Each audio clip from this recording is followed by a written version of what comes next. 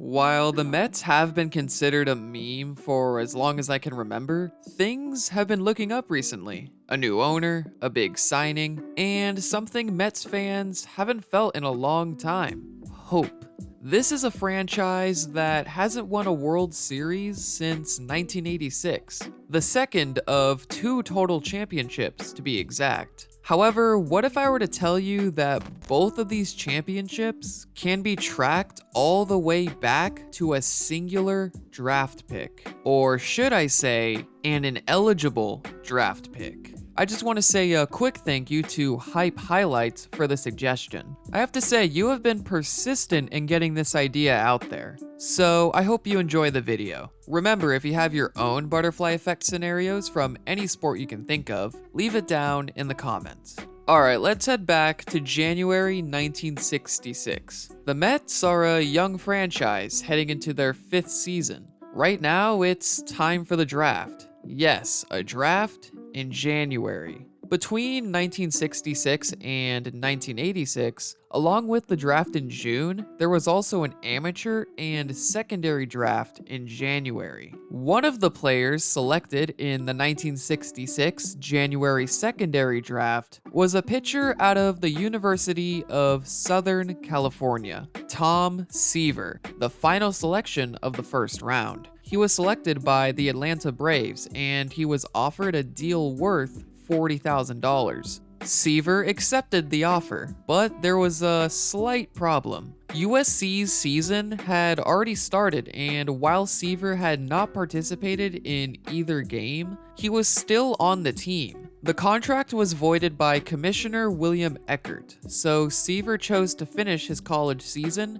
and re-enter the draft in June. However, because he had signed a professional contract prior to Eckert's decision, Seaver was deemed ineligible by the NCAA. Now, Seaver was stuck in limbo. As Seaver's father threatened legal action, Commissioner Eckert said that while the Braves couldn't sign Seaver, any team that matched the $40,000 offer can sign Seaver. 3 teams took that opportunity: the Phillies, the Indians, and the Mets. A team would be drawn out of a hat, and that team was the New York Mets. 1 year later, Seaver was an All-Star and the Rookie of the Year. A couple of more years later, Tom Seaver is a Cy Young Award winner at just 24 years old. Just from the stat line, you can clearly see why he won the Cy Young.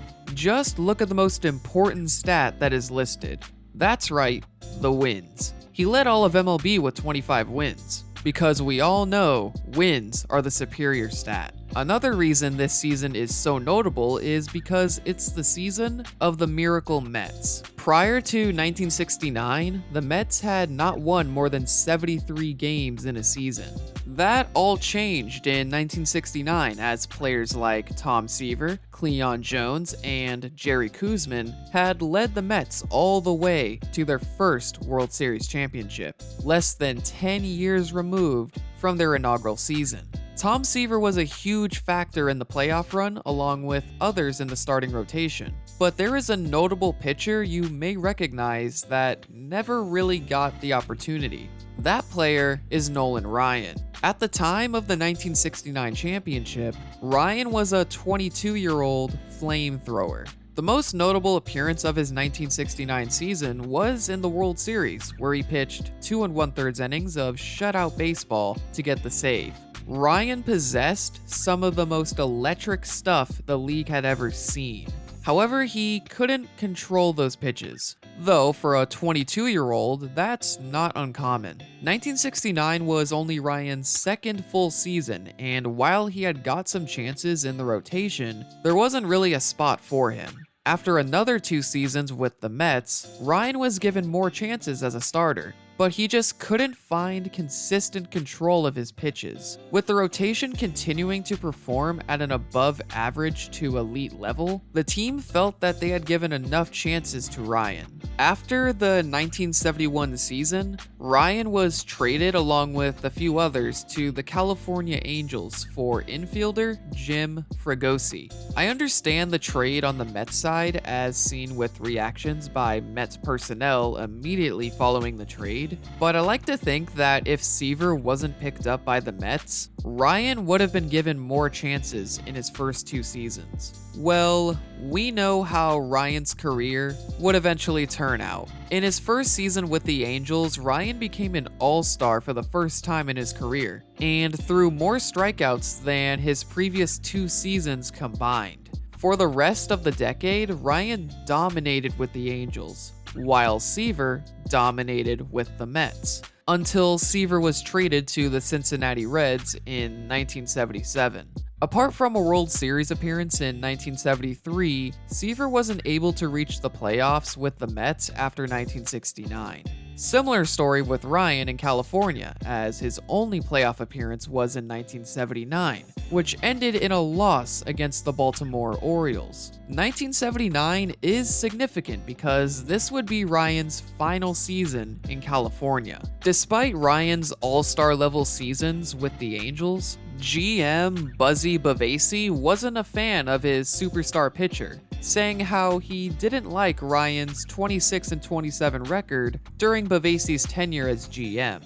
He said he could replace Ryan with 2 8-7 pitchers. Now you can see why I called wins the most important pitching stat. Later on, Bavasi called this the biggest mistake of his baseball career. After the 1979 season, Ryan signed with the Astros as he became the first player to receive $1 million in a season. Oh, and fun fact, guess who was managing Ryan during his final season with the Angels? Jim Fregosi, the player that the Mets traded Ryan for in 1971. So who would end up being these 8-7 pitchers that Bavasi raved about? The first was free agent starter Bruce Kison, a key piece of a Pirates team that won the World Series in that previous season. Obviously, a 5-year contract was enough to entice him away from a championship squad. The second 8-7 starter would be minor leaguer Freddie Martinez. He would nearly finish with an 8-7 record in his rookie season, but if you're throwing more walks than strikeouts, then you are likely not a great pitcher. As for Kison, his 1980 season was cut short as a nerve problem in his throwing elbow limited him to 13 games in 1980 and 11 games in 1981. GM Bavasi brought another 8-7 starter into the mix for the 1981 season. That player was Bill Travers, who was much better than 8-7 with the Brewers. He signed a 4-year deal with the Angels. Unfortunately, he didn't even pitch 15 games for the Angels, as injuries eventually ended his career. But more importantly, he was 0-4 during his time with the Angels. I'm sure Bavasi was not very pleased with that record. As for Nolan Ryan, what was he up to in 1981? Oh, nothing, only pitching one of the best seasons of his career, while also throwing his 5th career no-hitter. So, as the Angels lost one of the best pitchers in the league due to free agency, that means they must have received some compensation. Well, they received a first-round pick from the Astros. In the 1980 draft, that pick turned into starting pitcher Dennis Rasmussen. He didn't spend much time in the organization. He was traded after the 1982 season for aging starting pitcher Tommy John, one of the most recognizable names in baseball, although I wouldn't say for the right reasons. After a couple of seasons with the Angels, John was released on June 19, 1985. However, the Angels were sitting in first place in the AL West, so they needed to find a replacement if they wanted to make the playoffs. On August 2nd, 1985, they traded for Pirates starter John Candelaria, definitely a solid addition.